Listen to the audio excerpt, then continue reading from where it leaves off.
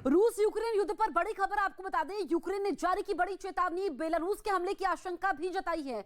तो महायुद्ध ब्रेकिंग के जरिए इस वक्त की सबसे बड़ी खबर रूस यूक्रेन युद्ध पर आपको बता रहे हैं। यूक्रेन ने आशंका जताई है कि बेलारूस भी हमला कर सकता है। इसी को लेकर के अब यूक्रेन ने बड़ी चेतावनी भी जारी की है। दूसरी तरफ रूसी सेना बड़ी संख्या में लगभग 64 किलोमीटर लंबा काफिला है जो राजधानी कीव की ओर बढ़ रहा है, और ऐसे में अब यूक्रेन ने ये बड़ी चेतावनी जारी की है कि बेलारूस के हमले भी हो सकते हैं। और वैसे भी रूस जो है बेलारूस के जरिए ही हमला कर रहा था, लेकिन अब खुद बेलारूस भी यूक्रेन पर हमला कर सकता है। इस वक्त की बड़ी खबर आपको बता रहे हैं, बेलारूस के हमले की आशंका जताई है यूक्रेन ने, इसको लेकर के बड़ी चेतावनी जारी की है।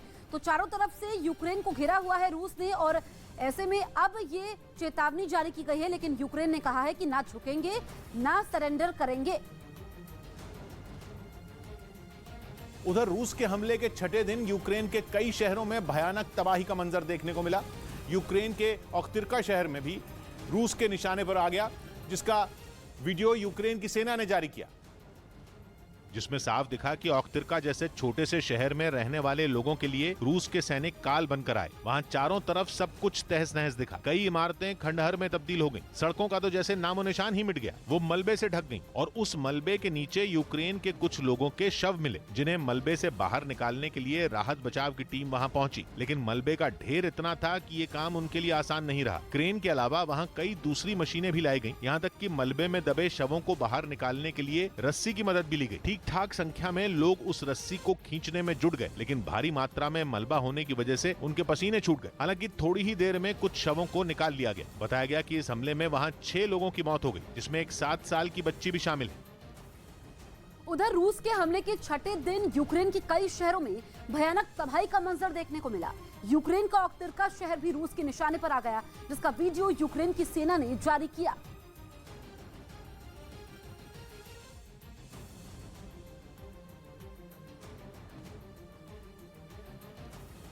इस बीच यूक्रेन के चर्निव शहर के रिहायशी इलाकों को निशाना बनाकर जमकर गोलीबारी की गई।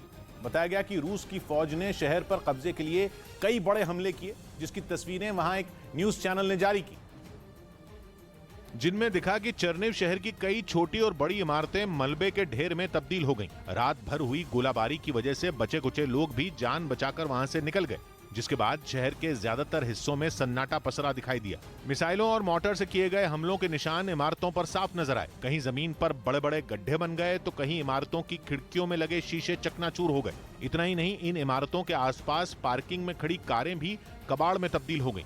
इसके अलावा वहां से गुजरने वाली देस्ना नाम की नदी पर बने एक पुल को भी इस हमले में उड़ा दिया गया। वहीं यूक्रेन पर एक और बड़ी खबर, रूस अब यूक्रेन के खुफिया ठिकानों पर हमले की तैयारी कर रहा है, और ये हमले और कहीं नहीं बल्कि यूक्रेन की राजधानी कीव में किए जा सकते हैं। कहा जा रहा है कि इस बीच सेना से जुड़ी जगहों को भी निशाना बनाया जाएगा। रूस के रक्षा मंत्रालय ने इसके लिए पूरी रणनीति बना ली है।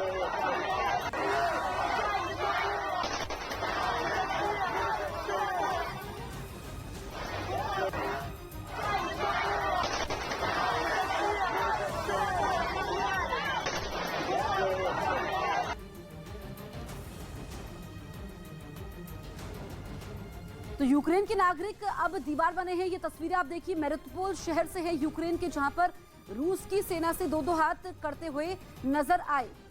तो यहां पर यूक्रेन के जो नागरिक हैं वो भी अब युद्ध में शामिल हो चुके हैं। सरकार ने उनको भी हथियार दिए हैं, और ये तस्वीरें आप देखिए, ये जो यूक्रेन का नारा है कि ना झुकेंगे ना सरेंडर करेंगे, ये अब नागरिक भी करते नजर आ रहे हैं।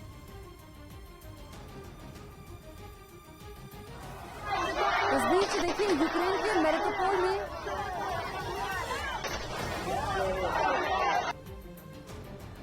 यूक्रेन के मेरिटोपोल में रूस की फौज को रोकने के लिए यूक्रेन के कई नागरिक दीवार बनकर उसके सामने खड़े हो गए, जिसके बाद इस काफिले में शामिल रूस के एक सैनिक ने इन लोगों को रास्ते से हटाने के लिए 1-2 बार नहीं बल्कि कई बार हवाई फायरिंग की, मगर यूक्रेन के नागरिकों पर इसका कोई असर नहीं हुआ।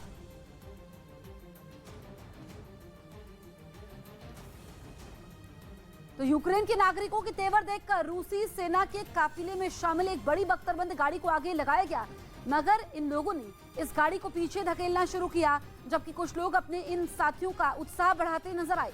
विरोध का ये दौर वहां काफी देर तक चला, जिसके बाद रूस की फौज ने ताकत का इस्तेमाल कर इन लोगों को रास्ते से हटाया और आगे बढ़ गए।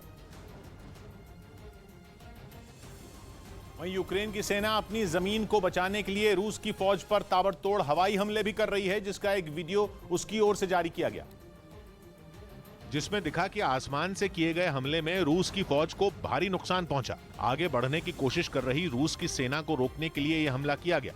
अचानक हुए इस हमले में उसके काफिले में शामिल गाड़ियां पलक झपकते ही आग के गोले में तब्दील हो गईं और वहां से धूल और धुएं का गुबार उठता दिखाई दिया। हालांकि काफिले में आगे चल रही कुछ बख्तरबंद गाड़ियां बाल बाल बच गईं। 30 सेकंड के इस वीडियो में यूक्रेन की सेना एक के बाद एक कई हमले करती नजर आई। उधर यूक्रेन की सेना ने भीषण युद्ध के दौरान रूस के टैंकों और मिसाइलों को तबाह कर दिया। इसका एक वीडियो भी यूक्रेन की सेना की तरफ से जारी किया गया। हालांकि यह वीडियो किस इलाके का है इसका पता नहीं चल पाया, लेकिन जो वीडियो जारी किया गया उसमें रूस की सेना के टैंक और मिसाइलें धमाकों के साथ उड़ती दिखाई दी। इन धमाकों से पहले वीडियो में मिसाइल और गोला बारूद से भरे रूस की सेना के 2 ट्रक खड़े नजर आए। तभी यूक्रेन की सेना ने मिसाइल दागकर एक ट्रक को उड़ा दिया। इस दौरान वहां रूस की सेना का एक जवान भी खड़ा था, जो हमले के बाद वहां से भाग खड़ा हुआ। इसी तरह का एक दूसरा वीडियो भी जारी किया गया, जिसमें यूक्रेन की सेना ने मिसाइल की मदद से रूस के एक टैंक के परखचे उड़ा दिए। टैंक पर मिसाइल से हुए इस हमले के बाद वहां धुएं का गुबार छा गया। उधर जंग के बीच रूस का कहना है कि उसका मकसद यूक्रेन पर कब्जा करना नहीं है। पुतिन की पार्टी के नेता अभय सिंह ने न्यूज 18 से इस बारे में बात की। उन्होंने यूक्रेन पर हमले को सर्जिकल स्ट्राइक बताया। अभी जो ऑपरेशन किया जा रहा है इसको आप एक सर्जिकल स्ट्राइक ऑपरेशन का नाम दे सकते हैं। और जितनी अभी जो रशियन आर्मी वहां आगे बढ़ रही है, वहां की सारी आम जनता को उसके आम जनता की भलाई को मद्देनजर रखते हुए आगे बढ़ रही है। इसके अलावा अभय सिंह ने परमाणु युद्ध की आशंका पर भी रूस का पक्ष रखा। उन्होंने साफ साफ कह दिया कि रूस की तरफ से कभी भी इसकी शुरुआत नहीं होगी। एक ही बात बोल सकते हैं कि रशिया पहले वार कभी नहीं करेगा, कभी नहीं। और हमारा पर्सनल जहां तक उम्मीद है कि यहां तक नौबत नहीं आएगी। वहीं गूगल और फेसबुक के बाद अब यूट्यूब और नेटफ्लिक्स ने भी रूस को बड़ा झटका दिया। यूट्यूब ने रूस के टीवी चैनल RT समेत वहां के कई चैनलों पर रोक लगा दी। यूट्यूब ही नहीं, नेटफ्लिक्स ने भी रूस के 20 चैनलों को अपने प्लेटफॉर्म पर नहीं दिखाने का फैसला लिया। यूक्रेन पर रूस के हमले की वजह से ये फैसले लिए गए। आरोप है कि इन चैनलों के जरिए रूस अपना प्रोपेगेंडा चला रहा था, यानी उसके समर्थन वाली खबरें और धार्मिक वीडियो दिखाए जा रहे थे। यही नहीं, हॉलीवुड के मशहूर डिज्नी स्टूडियोज ने भी अपनी फिल्म द बैटमैन को रूस में रिलीज करने से मना कर दिया। उधर रूसी सेना के कब्जे में आई इमारतों पर यूक्रेन के नागरिक टूट पड़े। उन लोगों ने वहां एक बार फिर यूक्रेन का झंडा फहरा दिया और तालियां बजाकर अपनी सेना का समर्थन करते नजर आए। दरअसल जिस बिल्डिंग पर यूक्रेन का झंडा फहराने ये लोग पहुंचे, उस पर रूसी सेना ने कब्जा कर लिया था, जिसके बाद लोग वहां यूक्रेन के समर्थन में तख्तियां और झंडे लेकर पहुंचे। उधर यूक्रेन के चर्निव शहर में रूस के टैंकों के काफिले को वहां रहने वाले कुछ लोगों ने रोक दिया। उत्तरी यूक्रेन के इस इलाके पर कब्जा जमाने के लिए रूस ने बड़ी संख्या में वहां टैंक भेजे थे, जिन्हें चर्निव शहर के कुछ लोगों ने आगे बढ़ने ही नहीं दिया। वो अपनी जान हथेली पर रखकर उन टैंकों के सामने खड़े हो गए। इतना ही नहीं, उन्होंने रूसी सैनिकों के सामने ही अपने देश के राष्ट्रगान को गाना शुरू कर दिया।